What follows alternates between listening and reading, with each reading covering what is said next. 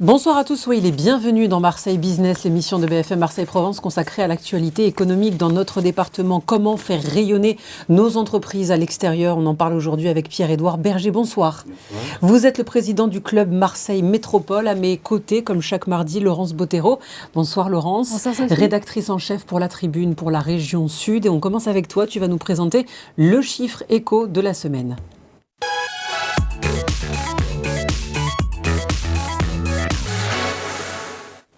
Ce chiffre, c'est un pourcentage assez élevé. Et c'est un pourcentage pour donner un peu de morale. Je pense qu'on en a besoin vu le contexte actuel. 82%, c'est le taux en fait, de capacité de production qui est utilisé par les industriels dans la région. Ce qui prouve que finalement l'industrie continue de résister et globalement l'économie continue de résister. C'est ce que dit la Banque de France, puisque c'est issu de la note de conjoncture. Donc finalement, ça résiste encore. C'est vrai qu'il faudra peut-être attendre 2023 pour voir un petit peu les choses un peu plus craquer, notamment du côté des petites entreprises, des très petites entreprises. Mais le directeur régional de la Banque de France le dit, le thermomètre continue de résister. Donc voilà. Gardons le moral. Gardons le moral. Merci beaucoup Laurence. On passe à l'invité de Marseille Business. Pierre-Édouard Berger, pour commencer, quelle est la vocation du club Marseille Métropole ? Alors à l'origine, le club Marseille Métropole avait pour but de valoriser l'image du territoire et l'image économique de Marseille. Et on a été créé, le club a été créé donc début des années 98 pour la Coupe du Monde de football 98. Et l'idée, c'était d'accueillir les gens extérieurs, les personnalités qui venaient et les médias, qui étaient nombreux, qui venaient à Marseille.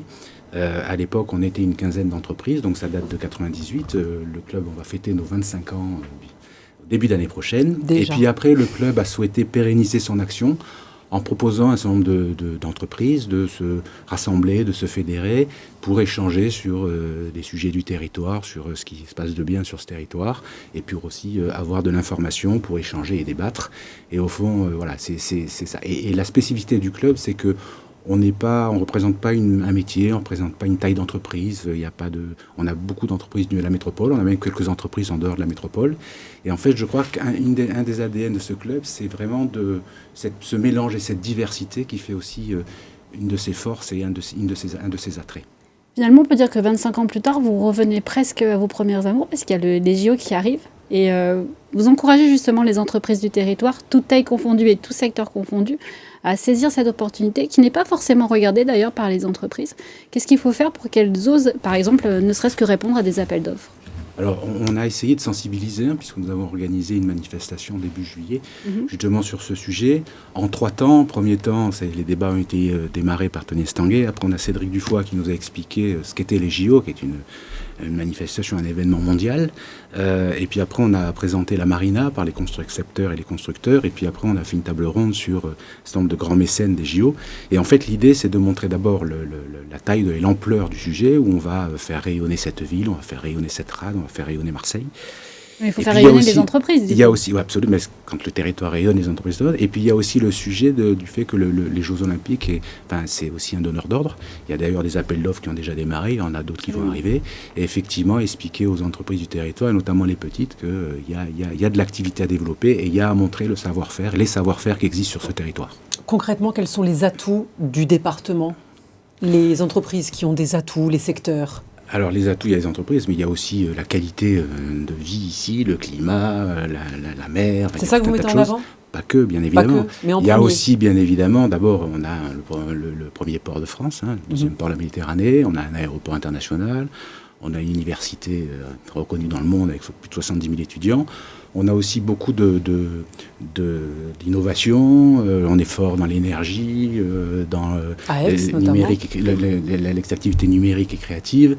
Voilà, il y a tout un tas de... Alors, c'est vrai aussi que peut-être parfois on ne le sait pas assez, on ne sait peut-être pas bien le dire, mais il se passe plein de choses sur ce territoire et c'est aussi ça, la vocation du club, c'est de le dire et de l'affirmer. Est-ce qu'il y a des typologies d'entreprises qui sont plus à même de répondre aux appels d'offres ? Je crois que c'est un peu le sens de la question de Sophie, c'est de dire finalement est-ce qu'il y a des secteurs ici qui sont plus forts et qui pourraient très bien répondre aux appels d'offres et qui ne seraient peut-être pas vus forcément de Paris, effectivement ? Je pense qu'il y a toutes les entreprises de services, Effectivement, il y a l'hôtellerie, alors il n'y a peut-être pas que des appels d'offres, mais il y a l'hôtellerie il y a la restauration, les traiteurs, il y a la communication, il y a l'événementiel. il y a tout un tas de choses.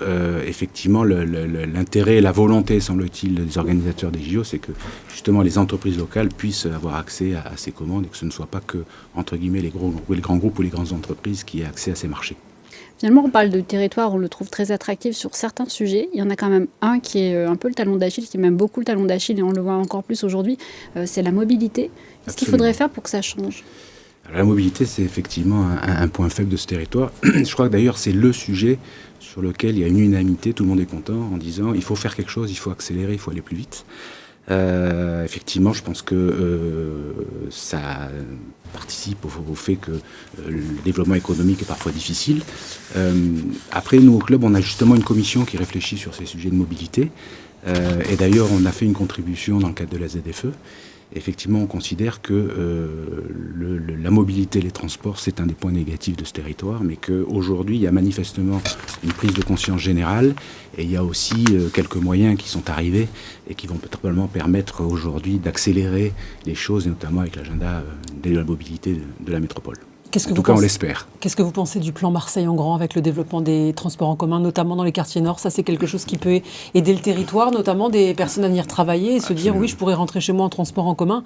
Pas besoin de la voiture, c'est d'autant plus d'actualité quand on voit les problèmes avec l'essence. Absolument, je pense qu'effectivement, la mobilité, mais alors il y a la mobilité entre les quartiers nord, le quartier sud et le centre-ville, mais pas que, il y a aussi la mobilité du territoire.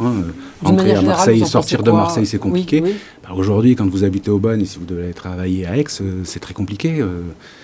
Voilà, donc c'est peut-être parfois plus facile de rester à la maison. Ça, c'est pas prévu encore dans le plan. Non, mais ce que je veux dire, c'est qu'il y a quand même un certain nombre de choses qui sont prévues. Mais notamment, il y a des enveloppes. Parce qu'il y a déjà le plan 2. Qui pourraient essayer de développons déjà, et après, la connexion se fera plus facilement. En tout cas, c'est aussi un vrai sujet dans la ville, mais c'est aussi un sujet entre bassins d'emploi. Bien sûr.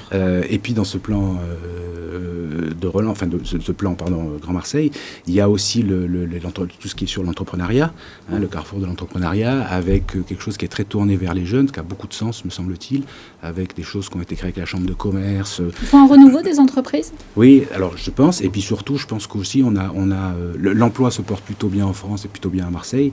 Peut-être que c'est un peu moins favorable sur les jeunes, notamment à Marseille. Et au fond, je pense que si on peut aider les jeunes à se rapprocher de l'entreprise, à découvrir l'entreprise, notamment ceux qui sont éloignés de l'emploi, ça a bien évidemment du sens. Et puis même ceux qui ne sont pas moins éloignés, mais je veux dire, la génération Z, c'est un sujet aujourd'hui. Et je pense que du point de vue des entrepreneurs, c'est aussi un vrai sujet. On ne rencontre pas un entrepreneur aujourd'hui qui ne vous dit pas qu'il a des problèmes de recrutement.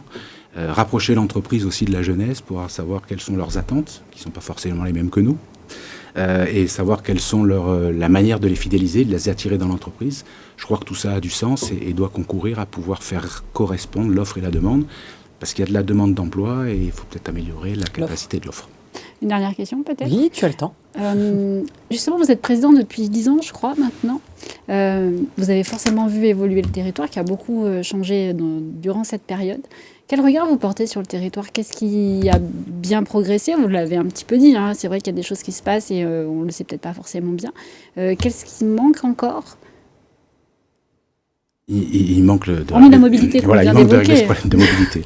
Non, je crois qu'effectivement, sur ce territoire, on a depuis quelques années tous compris, et probablement nous aussi, le monde économique, on a compris qu'on avait un territoire à faire rêver le monde et qu'au fond, on attirait, on le voit bien, le tourisme, y compris le monde économique. La santé, qui est une vraie filière ici, qui est très structurée, où il y a vraiment presque tout, sauf justement des gros industriels. Est-ce que par exemple, ça joue vraiment sur l'attractivité ? Est-ce que ça, vous l'avez ressenti en disant un changement sur l'attractivité du territoire parce que la filière santé s'est structurée, attire aussi des talents et des créations d'entreprises ? Le sujet aussi, c'est d'être en capacité d'apporter à ces activités économiques qui voudraient venir sur le territoire une offre, que ce soit de logement, de labo, ce qui est parfois un peu compliqué. Et on le voit bien aujourd'hui, sur le marché du bureau et sur le marché du village d'entreprise, il y a des tensions assez fortes. Il y a quasiment pas de vacances. Ça veut bien dire effectivement qu'il y a de la demande. Et c'est pas que de l'intramuros, il y a aussi des entreprises de l'extérieur, mais il y a aussi de la croissance endogène. Donc c'est vraiment important.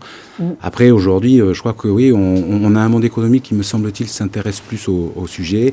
Et je pense que tout est là pour réussir. Merci beaucoup Pierre-Édouard Berger, président du Club Marseille Métropole, d'être venu sur notre plateau. On passe au calendrier éco, mais avant cela, il y a l'entreprise éco de la semaine. Je t'en prie Laurence, quelle est-elle ? Alors c'est une entreprise qui est assez maligne puisqu'elle se sert des mails pour pouvoir identifier, étudier l'organisation interne des entreprises. Donc elle s'appelle Mayloop, elle est basée à Aix-en-Provence, mais elle est d'abord née à Paris, donc comme quoi c'est aussi une preuve que le territoire attire, puisqu'elle est venue s'installer ici. Donc ce qu'elle propose aux entreprises, c'est une aide finalement en regardant les mails et savoir comment ça se passe en termes de RH. Est-ce que ça se passe bien? Quels sont les endroits où il faut pouvoir peut-être évoluer sur certains sujets comme l'emploi du temps? En tout cas, c'est assez intéressant, c'est une nouvelle façon de regarder les relations humaines dans l'entreprise. Et le calendrier éco, qu'est-ce que ça donne? Alors le calendrier éco, nous avons 2 rendez-vous. Alors un, ce qui est demain matin et qui est organisé par la Chambre de commerce et d'industrie, qui va donner justement des bons plans, mais je ne sais pas si c'est encore des bons plans, mais en tout cas tout ce qui concerne le niveau énergétique et qu'est-ce qu'il faut faire dans l'entreprise pour pouvoir s'en sortir. Et le 27 octobre, en revanche, c'est Invest in Biomed, donc c'est tout ce qui concerne le secteur de la santé que l'on vient d'évoquer, qui est organisé par le pôle Eurobiomed. Et voilà, c'est pour savoir comment investir, rapprocher les investisseurs des entreprises. Merci beaucoup Laurence, merci Sophie. Pierre-Édouard Berger. Vous Merci. restez sur BFM Marseille Provence, on se retrouve après une courte pause.